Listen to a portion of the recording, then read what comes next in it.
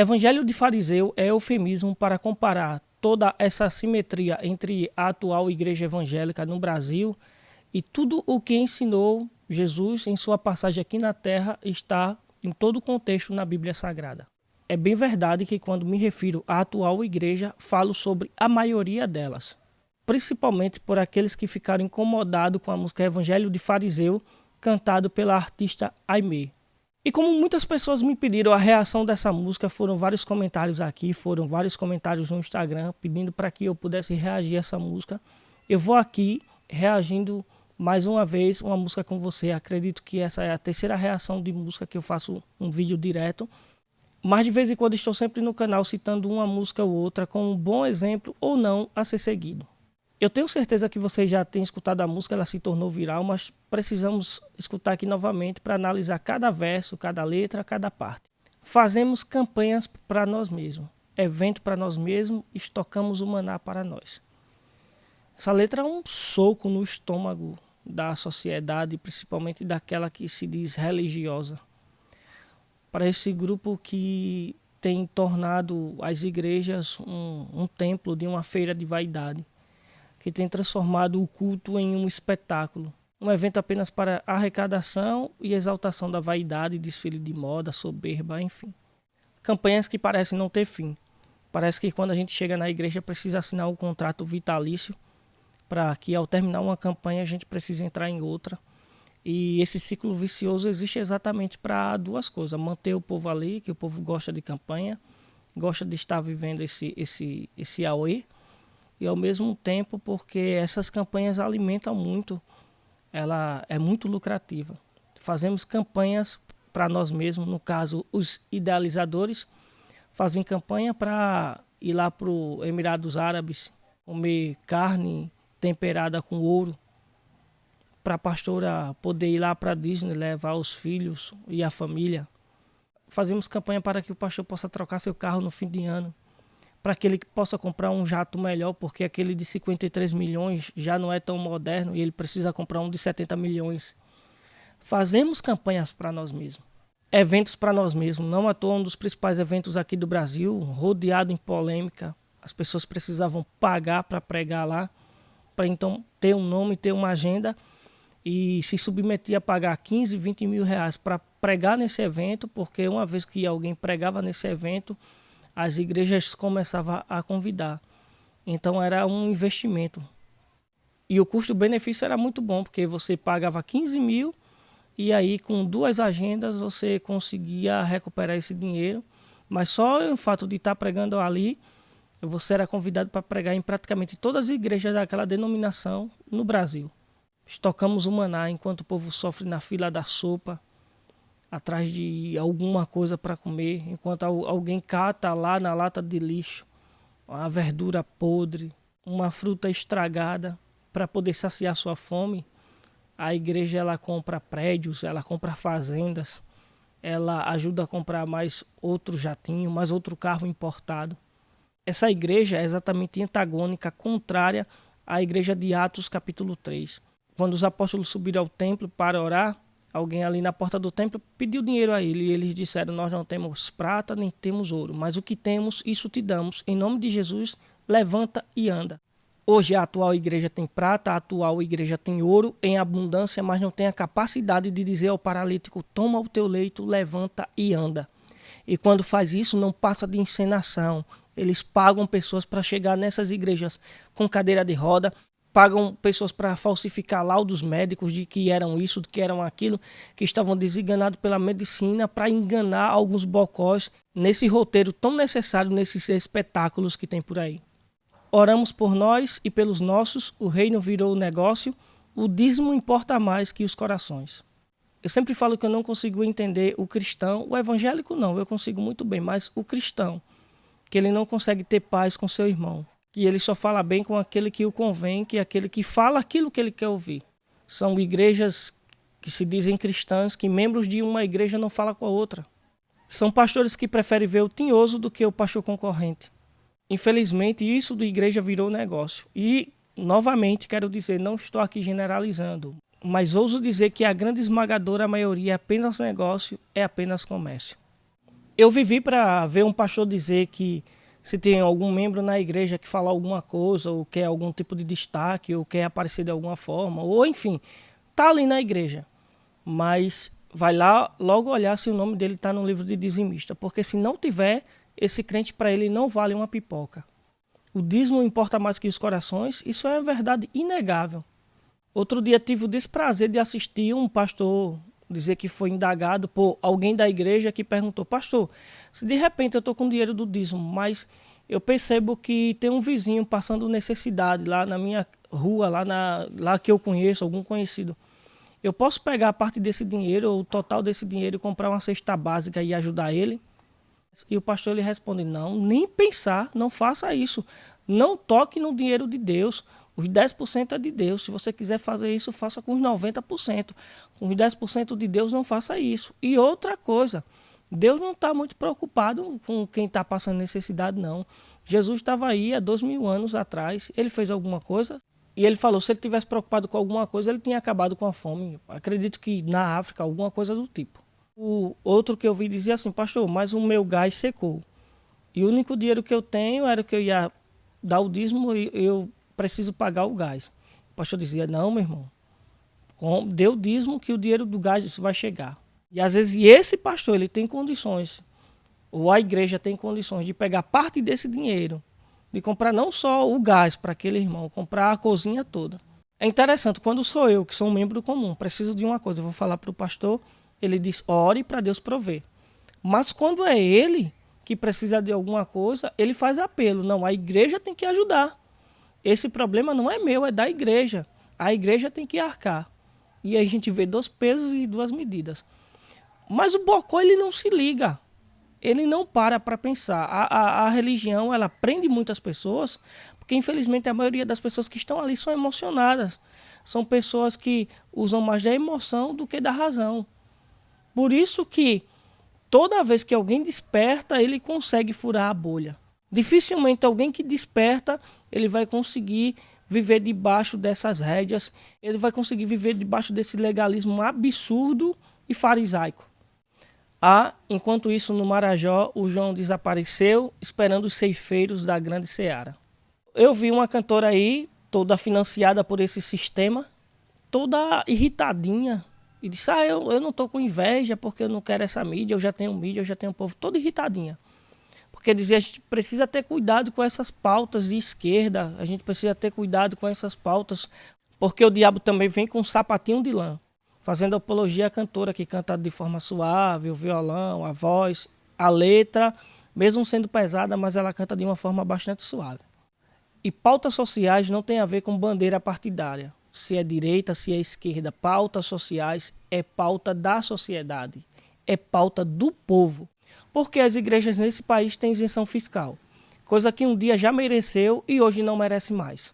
Porque teoricamente ela precisa fazer um trabalho filantrópico, porque teoricamente ela precisa fazer um trabalho social, porque teoricamente ela precisa fazer um trabalho psicológico, porque teoricamente ela precisa fazer um trabalho de reabilitação.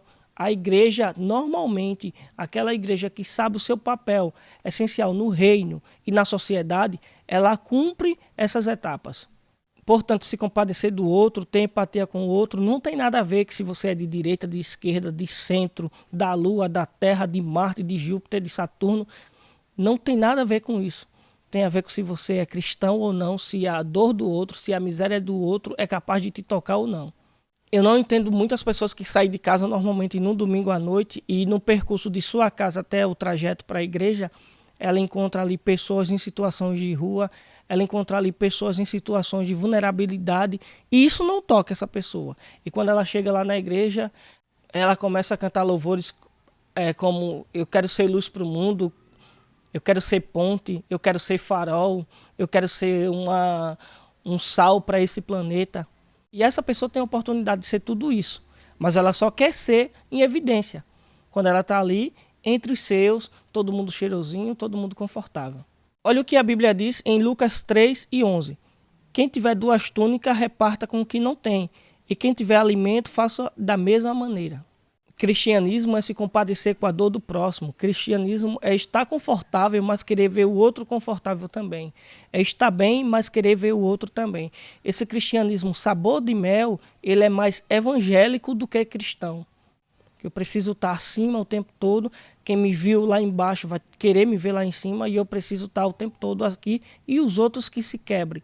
Isso nunca foi cristianismo. E talvez você diga, mas eu estou assim na bênção porque eu estou na religião evangélica e essa é a melhor. E talvez ele esteja assim porque não é evangélico, porque essa é a igreja verdadeira. Olha o que a Bíblia diz sobre religião verdadeira. Tiago 1:27 diz: a religião que Deus, o nosso Pai, aceita como pura e imaculada é esta: cuidar dos órfãos e das viúvas em suas dificuldades e não se deixar corromper pelo mundo. Uma religião que não se compadece com a dor do outro, uma religião que não estende a mão para o outro levantar, uma religião que não faz nada para ajudar o faminto, uma religião que não faz nada para proteger o indefeso, ela pode ser qualquer tipo de religião, mas não aquela que está descrita na Bíblia como pura e imaculada para com Deus. Há um evangelho de fariseu, cada um escolhe o seu e se inflamam na bolha do sistema. Algumas pessoas ficaram chateadas, mas porque essa música fala da igreja na sua totalidade. Não, ela não fala da igreja em sua totalidade. Preste atenção na letra. Interpretação, por favor. Eu acredito que alguns de vocês faltaram naquela aula de língua portuguesa sobre interpretação de texto. Preste atenção, ela diz, há um evangelho de fariseu, cada um escolhe o seu e se inflamam na bolha do sistema. Isso é uma grande verdade. Você tem aí, por menor que seja uma cidade, ela tem no mínimo umas 10, 12 igrejas. Cada uma apresenta um Deus de uma forma diferente. Aí alguém diz, mas não importa como chegue a mensagem, o importante é que chegue. Não é bem assim. O importante é que chegue a mensagem do evangelho. Porque se ela chegar errada, a pessoa nunca vai conhecer o evangelho de verdade. O evangelho de fariseu é aquele que diz que guarda isso, aquele que não guarda. É aquele que diz que isso continua, aquilo não continua. É aquele que acredita no arrebatamento. É aquele que acredita que a igreja vai passar pela tribulação. O que não acredita. É aquele que é de uma linha teológica, aquele que é de outra. Cada um escolhe o seu. Cada um cria um evangelho como convém. E cada um, de alguma forma, se inflama na bolha desse sistema. Quer saber de uma coisa? Toque em qualquer um desses líderes ou em qualquer uma dessas igrejas, a galera vem como um vespeiro para cima de vocês. Por que essa música incomodou tanto? Porque ela falou o que muitas pessoas não têm coragem de falar. Porque essa mensagem aqui, ela não é comercial. O pastor não vai levar uma cantora dessa para uma igreja para ela cantar uma verdade dessa na frente de um monte de hipócritas que tem ali. A gente se preocupa, e aqui eu não estou fazendo defesa a Aimee. Eu estou reagindo à música, mas fazendo defesa a uma coisa que vocês são hipócritas. Vocês que criticaram veementemente essa música e não viu nada de bom nelas, vocês são hipócritas. Porque vocês conseguem, é fácil criticar uma letra dessa quando é um soco no estômago da religiosidade e está lá no altar cantando baboseira como Joquebede. E está lá no altar cantando baboseira como o boi vai mugir e chamando isso de louvor. É fácil cantar essas baboseiras que mais parecem imitação de bandas de forró secular. E a gente canta essas besteiras. Quando ele passar na bateria, o fogo vai pegar. Quando passar no contrabaixo, o fogo vai pegar. Quando passar no teclado, o fogo vai pegar. E o povo vai ao delírio. Mas idiotice dessa vocês não vêm criticar. Porque ela ajuda o sistema. Porque letras assim, ela ajuda a manter o povo idiotizado. Porque letras assim, ela não instiga a pensar. Tá todo mundo falando disso aqui. Por quê? Porque ela levanta uma crítica religiosa, uma crítica social e uma crítica moral. E nós agora estamos pensando, refletindo sobre isso. Mas idiotice como o boi vai mugir, ou ouça a ovelha berrando. Eu tenho vergonha de participar de uma geração que chama essas coisas de louvor. Os animais se vão, as crianças perdem a vida, a Amazônia queima, superaquecida. Talvez menos inflamada que o ego de muitos irmãos, que se intitula cristãos evangélicos, mas não passam de fariseus do século XXI. Aos que ficaram ressentidos, essa música é um convite à reflexão se de fato estamos sendo igreja, se de fato estamos mudando a realidade de quem está ao nosso redor. Conta a história de que São Francisco de Assis, ele, quando já terminando, as pessoas quando estavam no meio do seminário, ou próximo de terminar, ele dizia: hoje nós vamos sair para pregar a palavra. E as pessoas ficavam animadas, o jovem ali ficava animado há tanto tempo estudando, queria falar para alguém aquilo que tinha aprendido. E aí as pessoas se trocavam, se preparavam e ele saía com o povo. E quando saía, dava uma volta ali no vilarejo mais próximo, ou na cidade, passava pela rua e voltava para o seminário. E o jovem, as pessoas que saíam ali, ficavam frustradas. Oxe, nós não saímos para pregar? E ele dizia: nós pregamos. Como nós pregamos? Sim, nós pregamos. E aí tem uma frase que as pessoas atribuem a ele, que é exatamente essa: pregue o tempo todo e somente quando for necessário use as palavras. Nosso problema é que a gente acha que vai convencer o mundo com esses sermões eloquentes. Na Bíblia tem tantas vezes isso, tem tantas vezes aquilo. Isso não convence ninguém. No mínimo, o novo convertido, porque quando a gente é novo convertido se impressiona com isso, depois de um tempo isso perde a graça. Você vai impressionar alguém. Eita, o cara conhece muito. Mas isso não tem impacto espiritual e social na vida de ninguém. Você é a Bíblia que a humanidade está lendo. Você é o sermão que as pessoas querem ver. Então, se a tua religiosidade, se o teu relacionamento com Deus não traz esse impacto na vida de alguém, o teu relacionamento é superficial. O pregador famoso aqui no Brasil que ficou irritado porque alguém perguntou, mas ela falou uma verdade, ela falou um fato inegável na igreja. E ele responde ao cara que fala sobre isso: me diz quantos missionários tu sustenta que eu digo os meus. Se fosse eu que tivesse mandado essa mensagem para ele, eu diria assim, talvez eu não sustente nenhum. Mas me diz quantas pessoas te sustenta que eu sustento os missionários. Sobre louvores e louvor. Aqui a mensagem, ela não é uma mensagem que você vai cantar no ministério de louvor como se fosse uma adoração a Deus. É uma mensagem que vai te fazer refletir. Da mesma forma, eu não vou estar em um casamento cantando uma música que é uma adoração para Deus. Eu não vou estar em uma festa na piscina com a família vai ter música para determinada ocasião. No entanto, na igreja, o louvor ele precisa ser direcionado unicamente a Deus. Mas talvez essa mensagem aqui ela seja mais aquela mensagem reflexiva. Talvez seja mais um chamado, um despertamento. Para como está realmente a nossa condição? Que tipo de cristãos nós estamos sendo? Com quem parecemos mais? Com os discípulos de Cristo ou com os fariseus de sua época? A você que fica chateado, que diz que a igreja de Cristo não pode ser tocada porque ela é perfeita, não. A igreja de Cristo não é perfeita porque nós não somos perfeitos. Mas se isso serve de consolo, deixa eu te dizer uma coisa: a igreja primitiva é o melhor exemplo de igreja que nós temos na história. E a igreja primitiva sofreu perseguição, sofreu calúnia, sofreu ataques. Muitas pessoas doaram a sua vida para que a mensagem continuasse viva. Essa igreja, que não poderia passar por nenhum tipo de confronto, ela passou. E mesmo não sendo uma igreja perfeita, é inúmeras vezes melhor do que qualquer igreja que temos hoje. De fato, é um evangelho de fariseu, não em sua totalidade, mas infelizmente em sua grande maioria. A parábola do bom samaritano é uma prova viva de que religião não muda o caráter de ninguém. De que religião não te torna mais humano. De que religião não te torna mais empático. O sacerdote passou e ele não se incomodou com a dor de quem estava caído. O levita passou e ele não se incomodou com aquela pessoa que estava ali agonizando à beira da estrada. Mas aí passa um samaritano. Alguém que não organizava culto, que não preparava louvor, mas quando ele passa e ele vê a pessoa caída, ele tem compaixão por ela. Ele tem compaixão pelo próximo. O bom samaritano ele não seguia a religião descrita na Bíblia na época, mas ele foi um grande exemplo de algo que a humanidade precisa. Nós não precisamos de mais igrejas, de mais pastores, de mais líderes, de mais evangélicos. Nós precisamos que os que estejam se voltem ao evangelho. Eu sou Gustavo Santos e esse foi mais um Você Interpreta.